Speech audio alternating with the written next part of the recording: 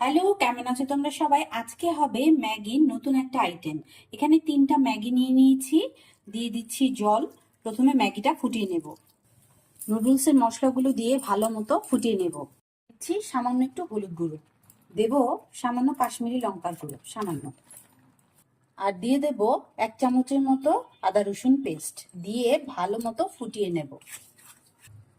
দিয়ে দেব এটার আসল উপকরণ লিকুইড মিল্ক 2 কাপ মতো, দেব কিছুটা সয়া সস এবং সবার লাস্টে অ্যাড করব ভেজে রাখা কিছুটা ডিম। এটা দিয়েই ভালো মতো নাড়তে থাকবো এবং এটা ক্রিমি হওয়া পর্যন্ত অপেক্ষা করব। চুলার আঁচ বাড়িয়ে একদম ভালো মতো দুধ যে দিয়েছি সেটা ফুটিয়ে নেব। ঠিক এইরকম একটা ক্রিমি ক্রিমি ভাব আসবে।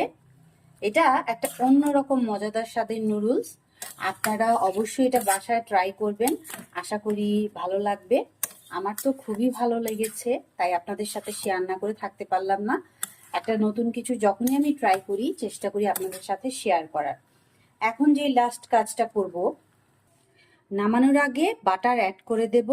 ব্যাস, আমাদের ম্যাগি রান্না একদম রেডি। এটা খাওয়ার জন্য পুরো প্রস্তুত হয়ে গেছে। তো সবাই এভাবে ট্রাই করে দেখবেন। সবাইকে আবারও ধন্যবাদ।